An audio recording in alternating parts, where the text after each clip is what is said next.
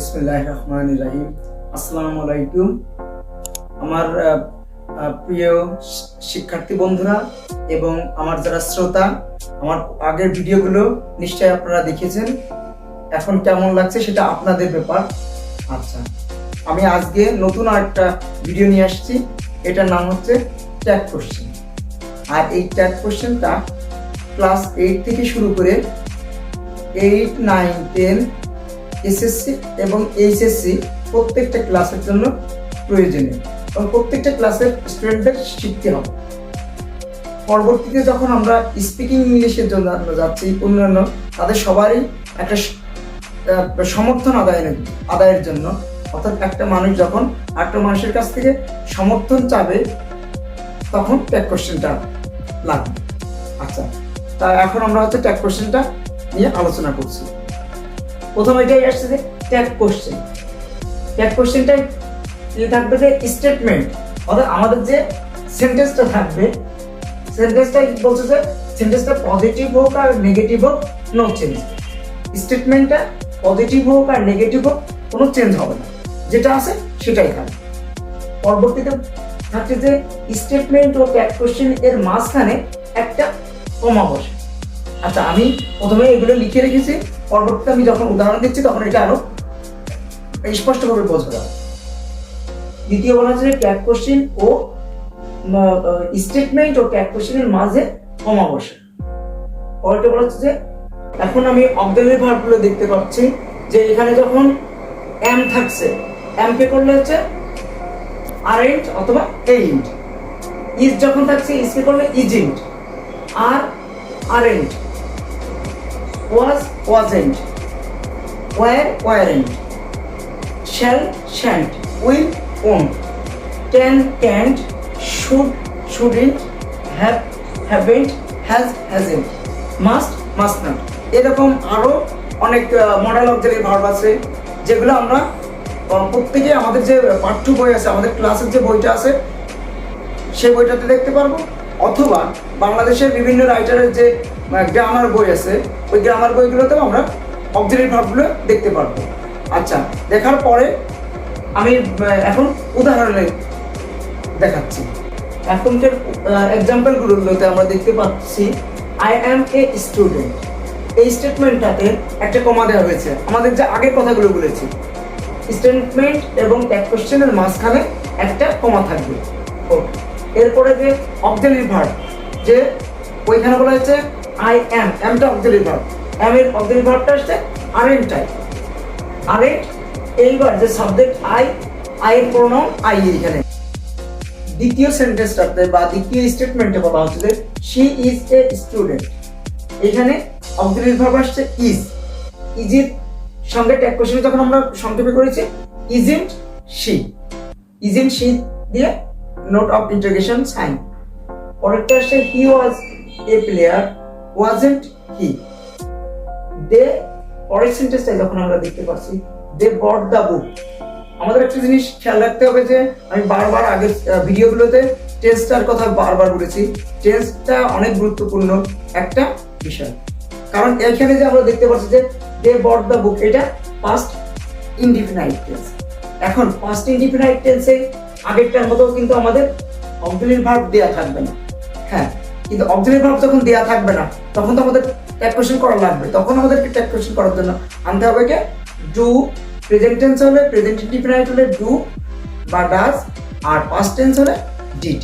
ঠিক সেভাবে আমরা এখন অক্সিলারি ভার্বকে ডিড ব্যবহার করেছি পাস্ট টেন্সের জন্য, যে দে বট দ্য বুক। এখানে চেঞ্জ এসেছে ডিডন্ট দে। পরেরটা হচ্ছে she has sent me a book, hasn't she? You may come here, you may come here meant you, meant you, we can help them, can't we? এখানে বলা হচ্ছে যে মডাল অক্সিলারি ভার্ব। আমাদের auxiliary verb ছাড়া আর কিছু verb আছে যেগুলো modal auxiliary verb. প্রত্যেকটা মডাল অক্সিলারি ভার্ব আমি এখানে আনতে পারি নাই। আচ্ছা, আনতে পারি নাই, তবে আমাদের প্রত্যেকের যে বই আছে টেক্সট বুক, আমাদের টেক্সট বুকগুলোতে সবগুলো মডেল অক্সিলারি ভার্ব দেওয়া আছে। মডেল অক্সিলারি ভার্বগুলোর পরে নট দিয়ে প্রোনাউন ব্যবহার করলে সেটা ওইখানে ট্যাগ কোশ্চেনে রূপান্তর হবে সেন্টেন্সটা। আচ্ছা, এর মধ্যে আমাদের অনেকগুলো স্টেটমেন্ট আছে বা অনেকগুলো সেন্টেন্স আছে যেটা হচ্ছে যে ছাত্রছাত্রীদেরকে একটা কনফিউশনের মধ্যে ফেলে দেওয়া হয়। যেমন সেটা যে কি আসবে, যে গতানুগতিক না, তার থেকে একটু চেঞ্জ হয়, সেই সেন্টেন্সগুলো এখন আমরা আলোচনা করি। যেমন এটাতে বলা হচ্ছে যে এভরিবডি লাইকস ফ্লাওয়ার। আচ্ছা, এভরিবডি লাইকস ফ্লাওয়ার, এই জন্য এভরিবডির পরিবর্তে প্রোনাউন আসবে দে, আর দের পরে ভার্বটা অক্সিলারি ভার্ব আসবে দে ডু নট, এই জন্য অক্সিলারি ভার্ব করা হয়েছে ডন্ট। পরের সেন্টেন্সটাতে দেখানো হচ্ছে যে সাবজেক্ট যখন হি আছে, হি লাইকস দ্য গেম, এখানে হি লাইকস দ্য গেম, এটাকে যখন আমরা নেগেটিভ করছি ডাজেন্ট হি, এটাতে subject singular, third person singular number, এই জন্য ডাজেন্ট আসছে, কিন্তু আগেরটা সেটা না। আমাদের ইন্টারমিডিয়েটের যত বই আছে, বেশিরভাগ ইন্টারমিডিয়েটের বিগত প্রশ্নগুলো আমরা যখন অ্যানালাইসিস করব তখন দেখতে পাবো যে এই সেন্টেন্সটা বেশিরভাগ প্রশ্ন এসেছে, সেটা হচ্ছে যে everybody likes flower. Everybody likes flower কি বলা হচ্ছে ডন্ট।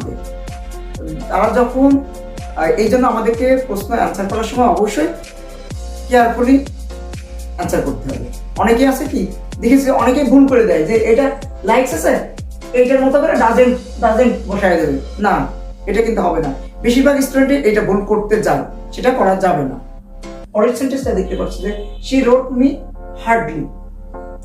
এই বাক্যটা সাধারণত যে আমাদের এটা অ্যাফার্মেটিভ না নেগেটিভ সেটা বোঝা যাচ্ছে না, কিন্তু আমাদেরকে কিন্তু এটা যখন আমরা চেঞ্জ করতে যাচ্ছি, দেখি she wrote me hardly did she.